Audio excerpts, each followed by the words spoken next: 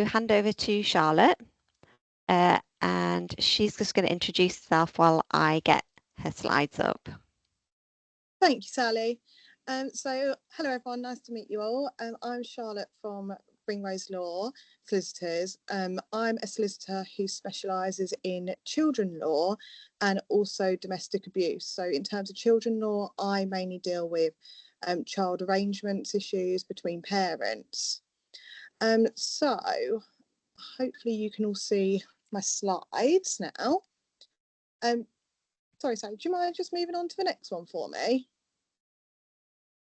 Lovely, thank you. So just a bit about ourselves as Ringrose Law. So we have now expanded to over 9 offices across Lincolnshire, and also now in Peterborough and Nottingham and Sheffield as well.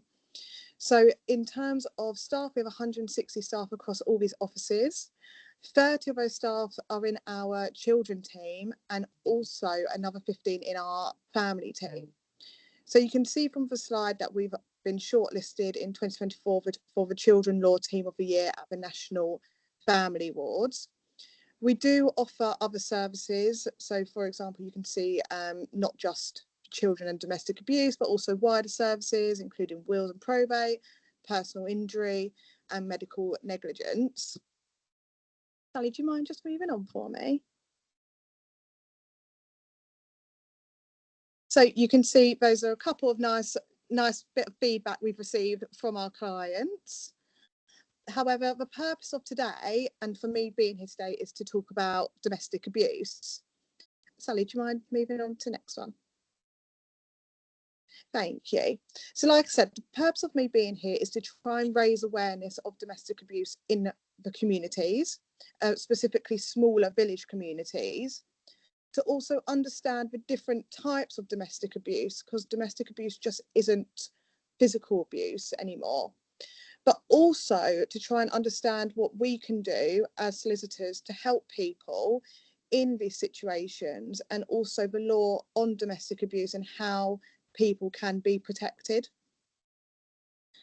Sally, do you mind moving on a couple of slides for me? Perfect. So, as I previously said, many people think that domestic abuse is just physical abuse. However, there is no definition of domestic abuse, so that it leaves it open to various different types. So I'll just talk you through the different types of abuse which someone may be suffering. So like I said, first of all is the physical abuse. So this may be violent behaviours which may or may not lead to injuries on a person, such as bruising or even more severe injuries. Now, what we usually advise our clients is to take photos of those injuries, and also obviously report these injuries to the police or doctors, so that if they did want to make an application to the court, then they got evidence of these injuries as well. So another type is emotional abuse. Now, we often see emotional abuse as being the largest type of abuse at the moment. So emotional abuse is using things such as blackmail or threats to leave or to commit suicide. We do see that a lot, where people will often threaten to harm themselves if the victim of domestic abuse threatens to leave the relationship. We often see this especially if the victim also threatens to report the other person's behaviour to the police, which will often stop them then reporting the abuse that they're suffering, and will cause them to essentially continue with their behaviours that's being carried out on them. So a behaviour which is more prominent now, because the courts have now recognised that coercive and controlling behaviour also classes as domestic abuse. So this is essentially restricting someone's daily actions in their lives, saying that they're not allowed to go out and see friends, they're not allowed to wear certain clothing, they're not allowed to wear makeup. So it's essentially trying to stop everything that they want to do in life and controlling every aspect for them. Another type of abuse which classes in the concept of domestic abuse is financial abuse. Now, financial abuse can include restricting someone's money. We often see where the perpetrator will often have control of all the money and only allow the victim certain amounts of money each time, or that the perpetrator will often ask them questions why they're spending certain amounts of money, or they're spending it on certain things. It's also extorting money from a family member, again using this emotional blackmail, a threat of violence, and also lies.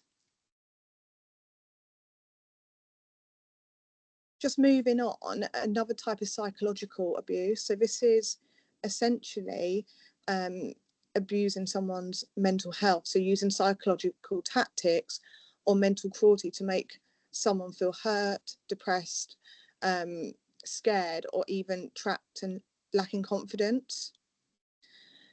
Now, again, sexual abuse. So many people think that sexual abuse is just the act of being raped by someone.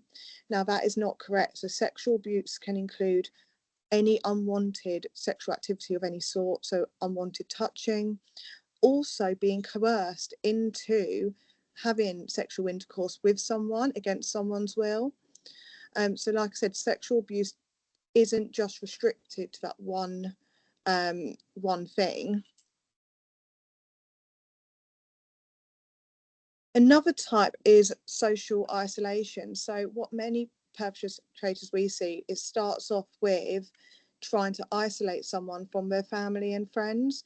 So telling someone they're not allowed to go out of the house, they're not allowed to see certain people, so that they essentially then can cut off all of their support network around them, so that it gives the perpetrator more opportunity to later abuse them as the relationship continues.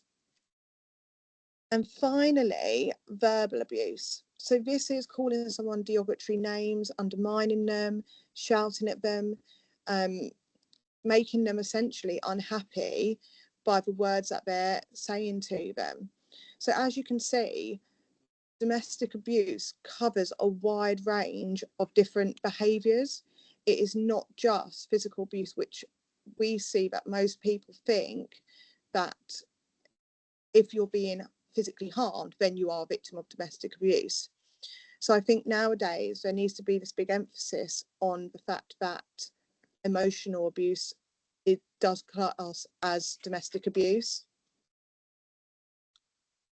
So, sorry, Sally, do you mind just moving on to the next one? So our role as a solicitor, so we're here to try and help as many victims as possible by trying to put in some protective orders in place. Now, at Ringrose Law, we have a dedicated team for domestic abuse.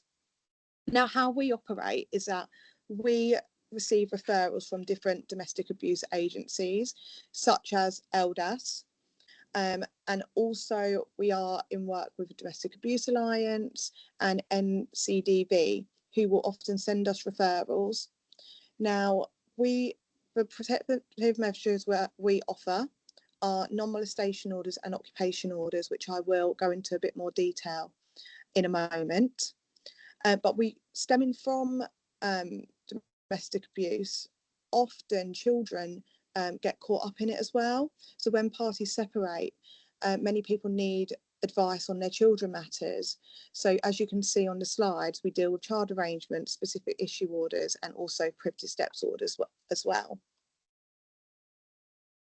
So I'll just go into a bit of detail as to a non-molestation order.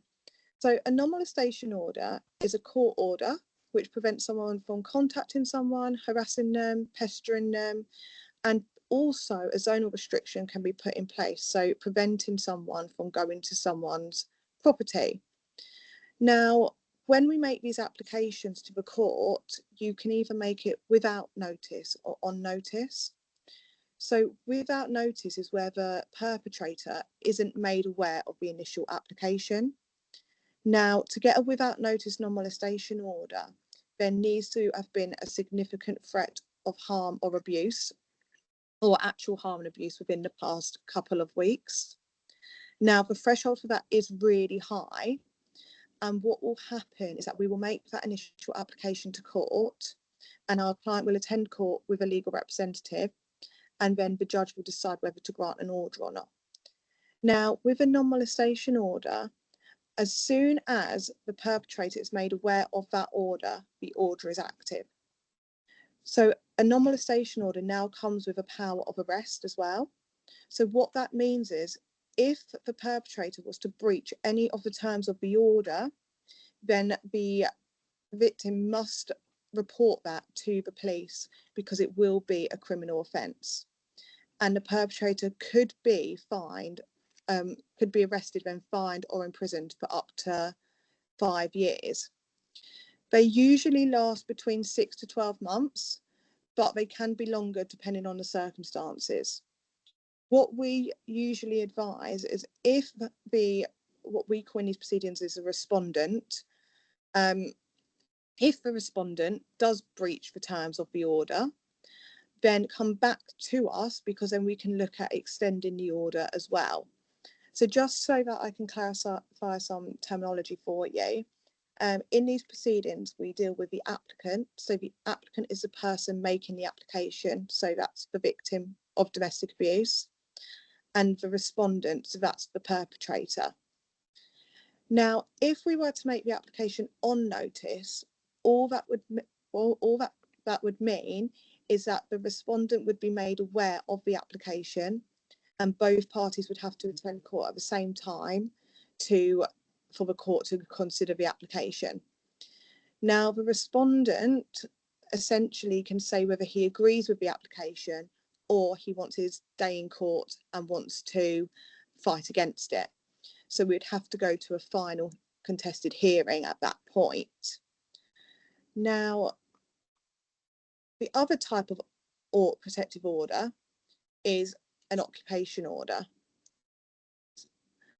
An occupation order is there to protect someone where both parties have a right to being at their property. Now, an occupation order is a much harsher order, because essentially what you can do is restrict someone's rights from being there. In order to have an occupation order, like I said, both parties need to have a benefit to that property. So usually we apply for these where both parties are on the mortgage, both parties are on the tenancy agreement, or both parties are married, because you get a beneficial interest into a property when you are married. Now, occupation orders are much more difficult to obtain than non-molestation orders, and they will never really do an occupation order without notice, because again, you're essentially taking someone's rights away from their property. Now, to get an occupation order, you have to be an associated person as well. So an associated person is someone who you've been in a relationship with, or you've got a child with, or a relative as well. So there is a list of associated people which can be found in the Family Law Act. Now, as you can see on the screen, there's different things that an occupation order can do. We mainly try to restrict someone from being able to enter their property, so that the person living in the property can stay there safely. But as you can see, it can stop or suspend and restrict someone's right to occupy the house. It can make someone leave the house, or it can even exclude someone from a certain area of the home. In terms of occupation orders as well, we have to look at the balancing the rights of each party at the home. So, for example, if someone is there and the children live there as well, we have to look at who needs the house more between each parties. So usually where the children are living at the home, that usually outweighs the other person's rights as well, because the children also need use of that property. So do you mind moving on to the next one for me? So in terms of our cases, like I said, we receive referrals from very different agencies. We have a specified team who deals with them, and their purpose is to essentially contact that client within 30 minutes of receiving the case papers. Once they've then contacted them, they will then advise them of the legal process and also request the documents for legal aid applications, and then complete the legal aid applications as well. We also have a 24/7 domestic abuse helpline, which our number is on the screen if anyone would like to take that. And that is for people to call at any time, and then we will then pick that up for them. Sally, do you mind moving on? Thank you. So once our dedicated team has completed the legal aid applications, they will then pass the case on to a case handler. So the case handler's role is essentially to issue the client's application to court, then provide further advice to the client and take them through the rest of the court process. Many of our team in the children department actually do their own advocacy, so attending court with the client and representing them at the hearing. Now, we believe that this is important because it avoids the need to introduce further people to the applicant in the proceedings, because as many of you know, the applicants can be deemed as vulnerable and don't often like having to keep introducing and keep saying what their issues are to different people. So we therefore believe that they feel more comfortable if we do the advocacy ourselves.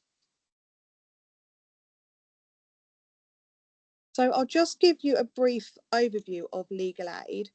So legal aid is available for victims of domestic abuse. Legal aid is based on a means and merits assessment. So in terms of merits, what that means is it's got to reach a certain threshold. So that is, again, similar to the applications to court, there needs to have been harm and abuse within the past couple of weeks, and there needs to be a need for the non-molestation order.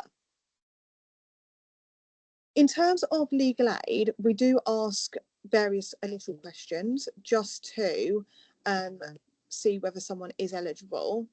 Sally, would you mind moving on to the next one for me?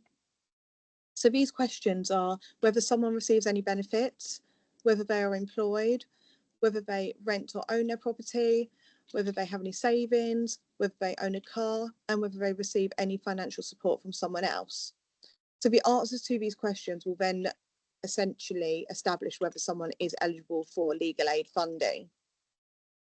In terms of benefit, so if someone is receiving universal credit or ESA, they class as passported benefits. So that means someone's income isn't considered. However, the legal aid agency will consider people's savings. So you can only have up to £3,000 worth of savings. Otherwise, someone may have to pay a contribution towards their legal aid funding. In terms of documents, so to get legal aid funding, we need various documents. So 3 months worth of bank statements, 3 months worth of wage slips, and also confirmation of benefits. We also request, if a client does have it available, someone's tenancy agreement or their mortgage agreement as well. That's especially necessary if we are making an application for an occupation order. So finally, you can see on the screen some key contacts. Like I said, we offer the 24/7 domestic abuse helpline. You've also got Edan Link's number on there as well. Haven Domestic Abuse Service is located in Boston, and then the Domestic Abuse Helpline as well, if everyone wants to take a note of those numbers. Fantastic. Thank you so much, Charlotte. More than welcome. Much appreciated. just to let everybody know that I will be sharing the slides from today, so don't worry too much if you're not able to quickly scribble things down. I'll be able to send those out to you. Okie doke. Right, I'm going to stop sharing and hand over to Anne. Welcome, Anne. Are you okay to share your slides? I am. I'll just share those now.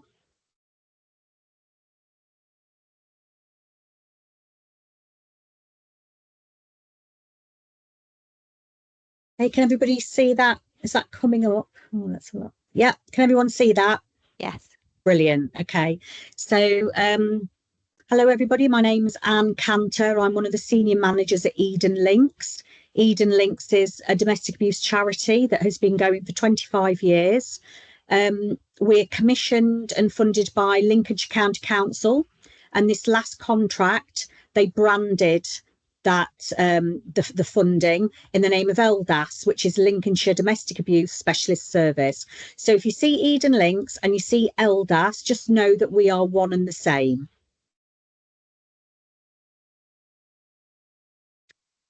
So the UK Domestic Abuse Act 2021. So this is just the definition of domestic abuse, and it is the behaviour of one person towards another. And it's domestic abuse. They have to be aged 16 or over and personally connected to each other, and where the behaviour is abusive. And Charlotte has spoken just now about whether that's physical, sexual, violence or threatening, but it can also be controlling, coercive, financial abuse, emotional abuse. It doesn't have to be violence, which is why it's no longer known as domestic violence, it's known as domestic abuse. Also, if you notice there, it says that they're aged 16 or over. That used to say 18 or over, but then it was lowered. And at the moment, that's just being discussed because we know that people under the age of 16 are experiencing domestic abuse relationships. So that could lower even further going forward. So if you know somebody, you're in a relationship with them, you're living with them, it could be a parent, it could be a child, that is classed as domestic abuse. If you're flat sharing with someone, for example, you're not connected to them in any kind of relationship other than your flat sharing, and they start to abuse you, that is not domestic abuse. It's definitely abuse and it's a crime, but it's not domestic abuse. I just want to give you a few statistics. So 1 in 4 women and 1 in 6 men will experience domestic abuse in their lifetime. So there's not a huge difference there. And we have 400,000 plus older people who have come forward or been supported as victims of domestic abuse in the past year. So those are just the ones that we know about. And sometimes we're finding that that abuse is from a parent. LGBTQ plus victims are twice as likely to attempt suicide. Every community has their barriers, and those barriers are different. There are 1.5 million domestic abuse related incidents recorded by the police in England and Wales, and that's the figure, the year ending March 2023. And over 105,000 children live in homes right now where there is high risk domestic abuse.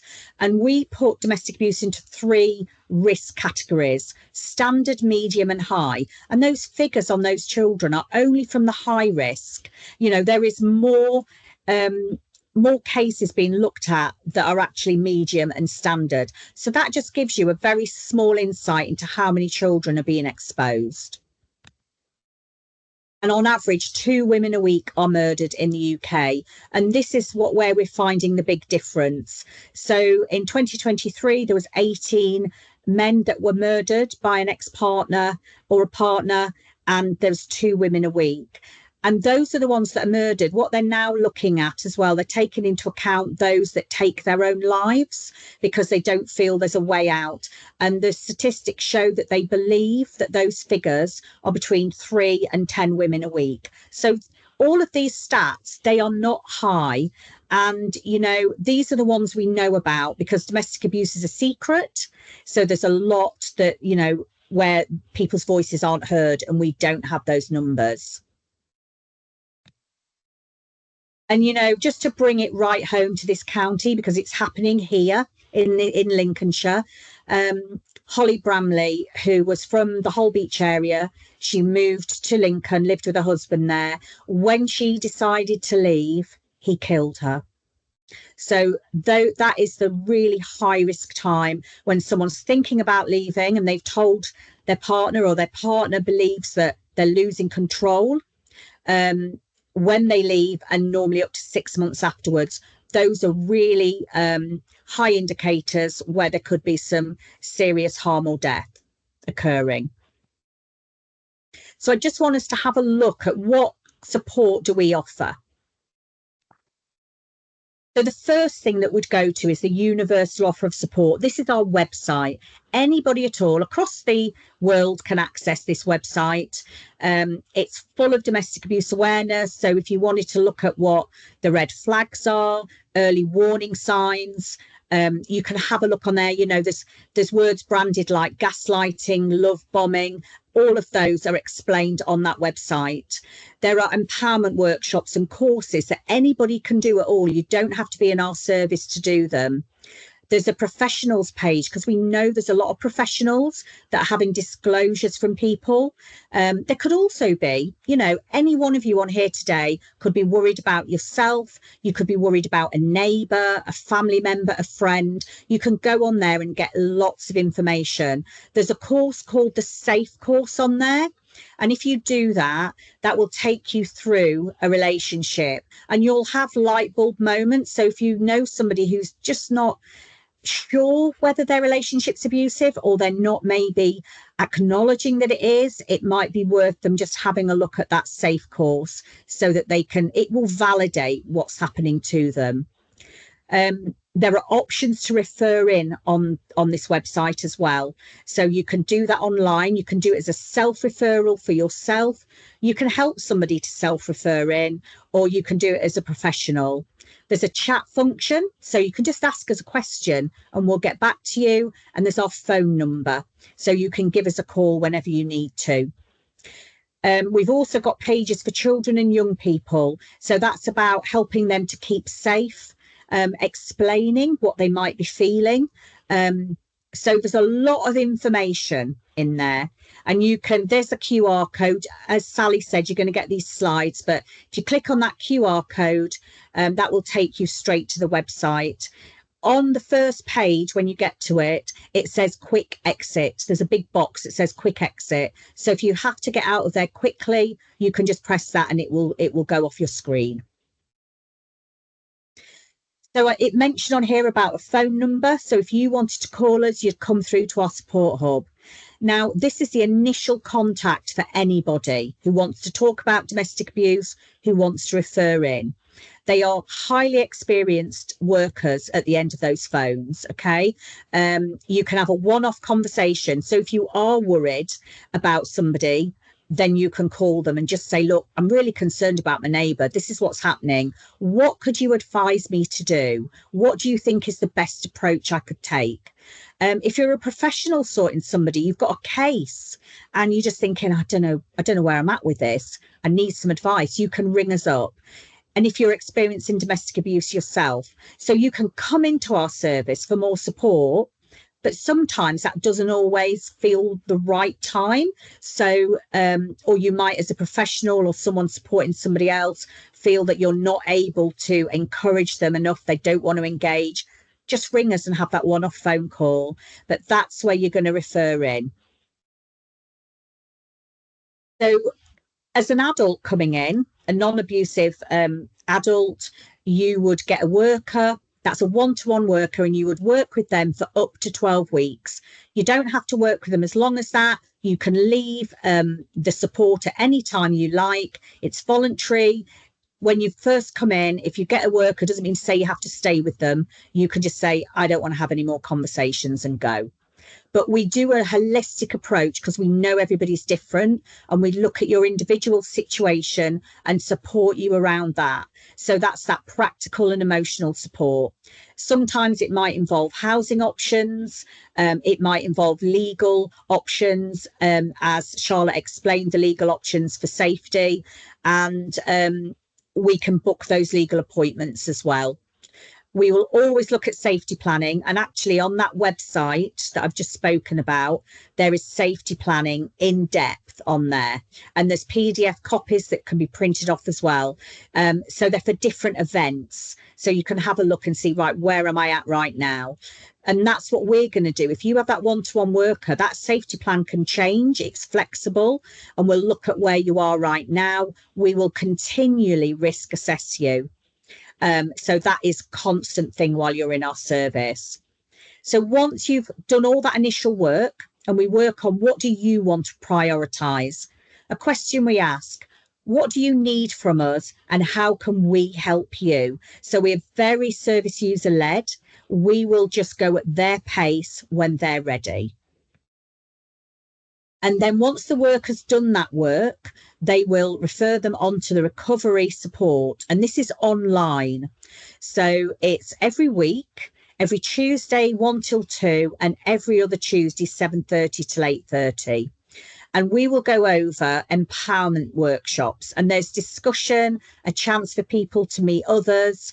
We don't really go over the situation that they've been in because they've done that with their one-to-one worker. This is about moving forward and empowering themselves. Currently, there are 5 empowerment workshops. We're having another 5 written. So there's going to be 10 in total. And they are on self-esteem and confidence, self-care, assertiveness, healthy relationships, and setting goals.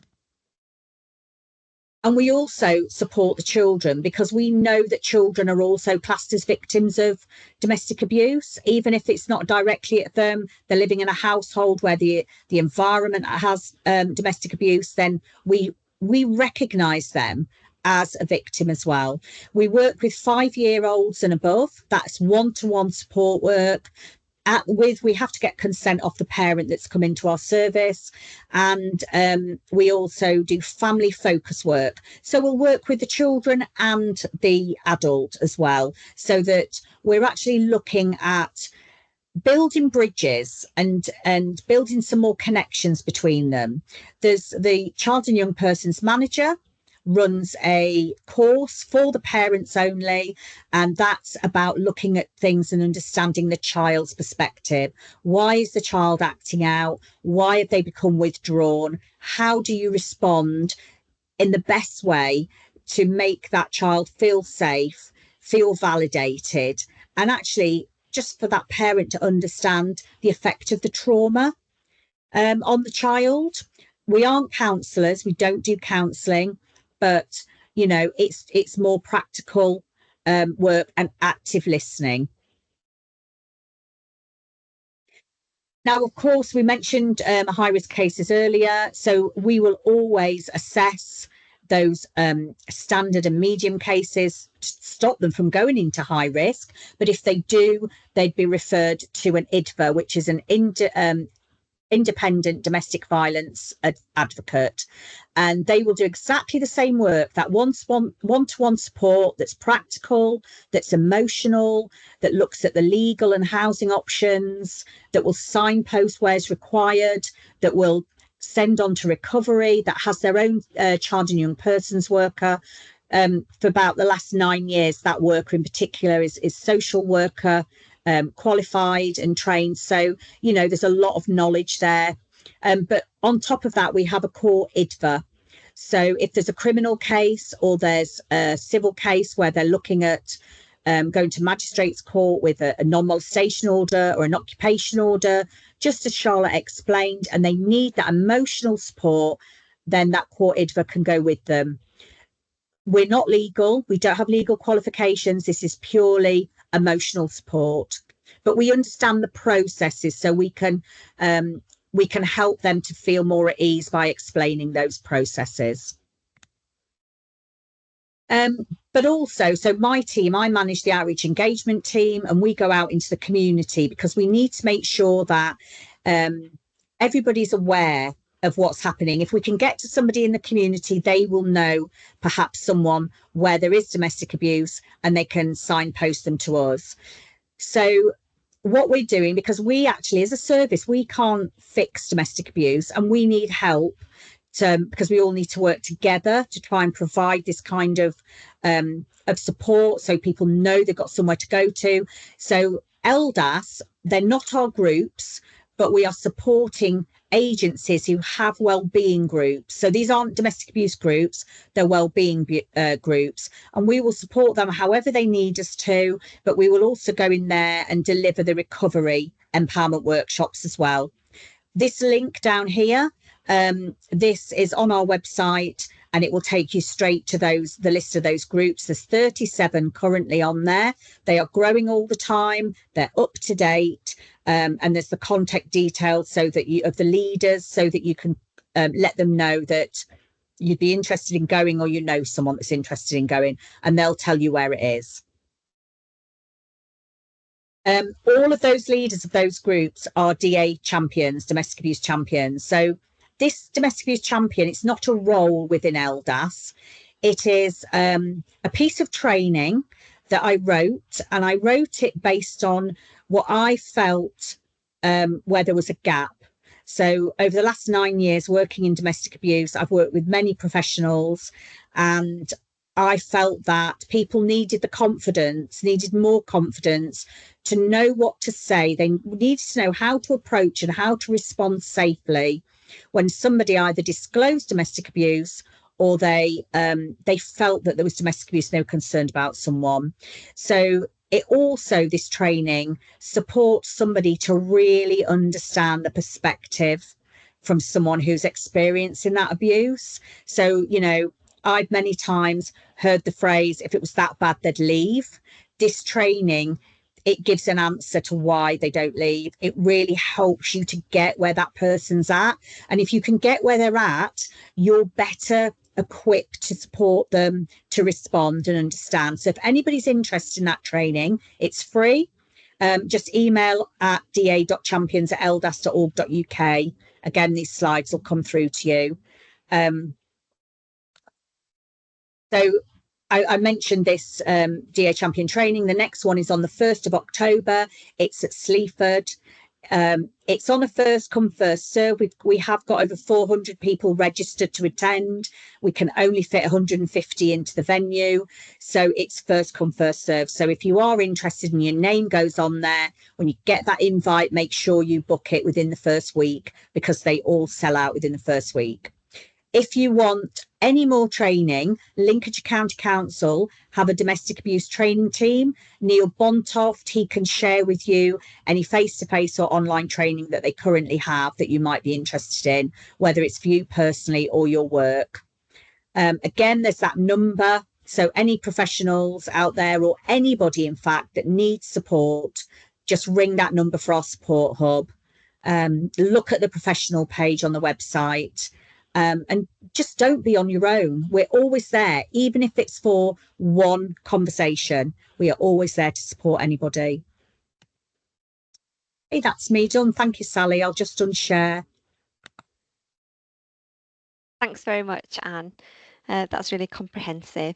So now's the time, if anybody has any questions, to either pop your hand up. You might be able to see the little raise hand function, and I can guide you to unmute and ask your question, or if you'd prefer, you can pop something in the chat.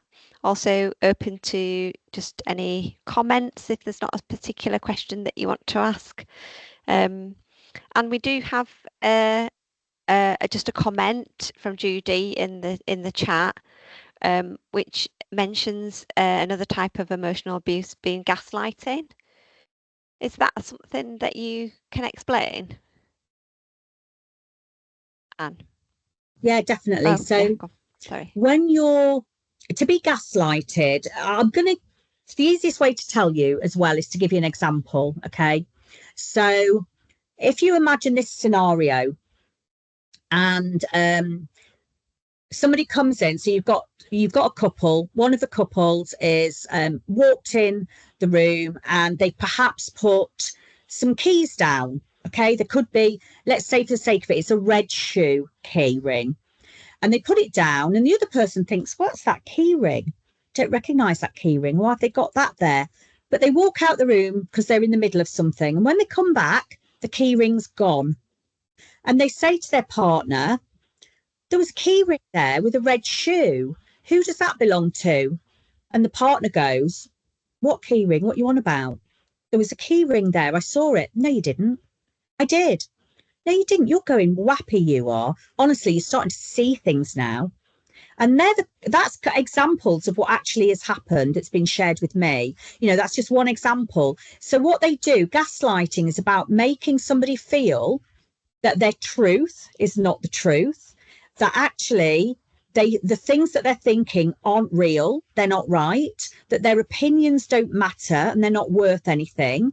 So, and what that does is that lowers their self-esteem. So they just have no confidence in what they're thinking. They just think, am I seeing things? Am I actually going mad and hallucinating with something? Makes them feel that they're to blame for everything. So it could even be if somebody's been hit, I hit you because of your behavior. If you hadn't have looked at me like that, if you hadn't have burnt the tea, then I wouldn't have hit you. So it is your fault.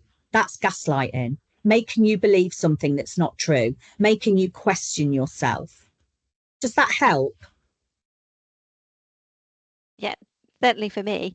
It was a comment that Judy put in. Yeah. So yeah, hopefully that's clarified. Thanks so much. I can't see any more questions. Oh, Judy's saying yeah. But I do have a question for Charlotte. Charlotte, you mentioned about needing evidence and paperwork for to maybe get legal aid. Are there situations where, because of the type of abuse that somebody is experiencing, that they don't have access to their own personal documents or, things like bank statements and rental agreements? Difficulty is that we will always need bank statements just to show what their income is. Without the bank statements, and the legal aid agency won't accept the application. Now, rental agreements, legal aid agency don't always ask for that, but we always just ask for it just in case. But in terms of other evidence for supporting, like your witness statement and making the application to court, what we always recommend is that people will take screenshots of any messages that they've received, like I said, with the photos of any injuries as well, just to make your application stronger. Does that help, Sally? Yeah, I suppose I'm just thinking of a situation where someone can't get access to those kinds of documents, and what kind of help there might be there. I believe so. I haven't really had many of those situations, but I believe if they go to the actual bank, I believe banks have processes in place, which they can then support people in those situations. And have you come across that at all? Yeah, there are actually. Can you all hear me okay? Because I think I've frozen. Yeah, we can hear you okay. Yeah. Oh, brilliant. There are a lot of banks have joined what's called an initiative Safe Space. So that's HSBC, Barclays, TSB, Nationwide, Co-op Bank. There is another list. If you go onto Safe Space on Google, it will take you to a list of all of them. So a lot of banks have joined that. They are really keen to ensure that those who have where there's domestic abuse, that actually they are supported. So there's a lot of work being done within those businesses. So they will be more than willing to do what they can to support anybody that's experiencing domestic abuse. That's really helpful. Thank you. Thanks. Okay, I'm just going to leave space. So, Susan, you've got your hand up. Would you like to unmute and ask your question? With Ringrose, do they offer like an initial free appointment? Because I would imagine that you said it was less than £3,000 in savings. That's not a lot. Yes. So a lot of people won't qualify for legal aid.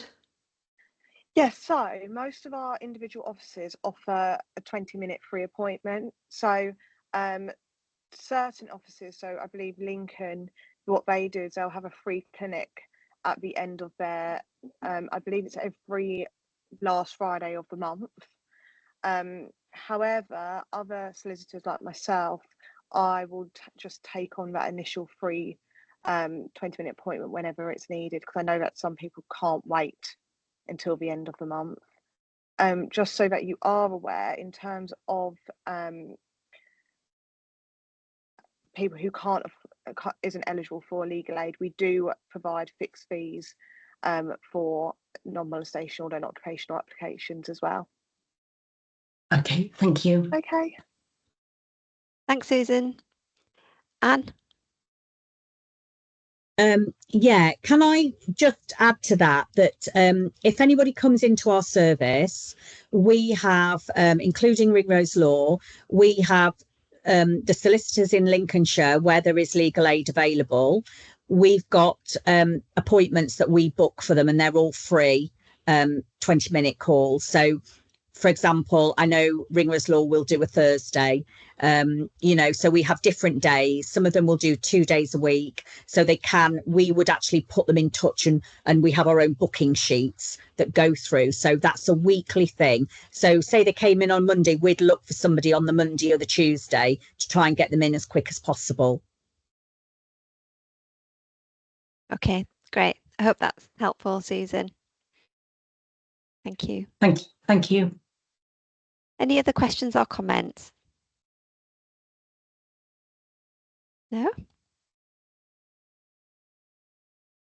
No? Doesn't look like it. I can't see anything. Can you, Rosie? No. Okie doke. All right then. Oh, well, hopefully you've got everything that you needed from the session and found it informative. I'd like to say a big thank you again to Charlotte and Ringrose Law, and to Anne at LDAS. It's been really, really useful and informative, and hopefully the people that are here today are in a position to be able to cascade this information and let the teams that they're working with, or people that they're working with, know about it. I've just got something to finish with, if you can bear with me. Okay, just a little bit about YMCA Lincolnshire, and just to keep in touch with us. I am part of the communities team, and so if you are working in a small group, small charity around the county, if you've got a project that you want to get off the ground, or you need some support getting things going in your neighbourhood, then please do get in touch with us, and we'd be able to help you with various things. You can find out what's happening through our social media. We've got 2 different ways of being in touch with us through Facebook. So one is our YMCA Communities profile, and on that profile, if you're kind of friends with us, we can share your events. So if you've got anything going on or anything you'd like to promote, we're happy to share that and promote that for you. We've also got our then general YMCA Lincolnshire sites on Facebook, on LinkedIn, on Instagram, and maybe on TikTok. And that's where you can find out what's happening with us, what our services are doing, and what we're up to. And just to let you know about our next event, we've got a summer fair coming up. So for those of you in the Lincoln area, we've got a summer fair at the showroom here in Lincoln, our main site. That's on the 26th of July from 11 till 3, and Ringrose Law will be there as well. I don't know if, Charlotte, you're there to splatter at, or if you're on holiday, but we'll be having all different kinds of activities. You can have a go on the climbing wall, on parkour. We've got preschool activities. Of course, we've got burgers, and we've got garden games, a bit of music. So we've got people who live in our hostel accommodation are doing some performances and sharing their music. So there's lots going on. So please do have a look on our social media, come along or share it with those who you work with. Just a quick note about the slides. So if I just quickly pop in a feedback form in the chat so that you have the opportunity to fill it in now. Otherwise, I will also email everybody. I'd really appreciate it if you could give us some feedback via the form. As I'm sure that most of you know, we really rely on this to be able to keep on doing this kind of thing and this work, but also it's the first time we've done something like this on this topic and with this collaboration. So we'd really like to know what you think and if it's useful, if you want more, what kind of thing you'd like. If you would could fill in the form, then I'll be happy then to share the slides with you from both Charlotte and from Anne and from myself. So I've popped it there in the chat. You should be able to see it. Click straight on and it'll just take you to a Microsoft Forms. So either do that now or look out for an email from me just after the session and you can do it from there. Okay. All right, I think oh, we're doing good for time there. I'll bring it to a close, the session to a close, and yeah, let you go about your afternoons, everybody. So thank you so much. Thanks, Sally. Bye. Thank you. Bye. Bye. Thank you.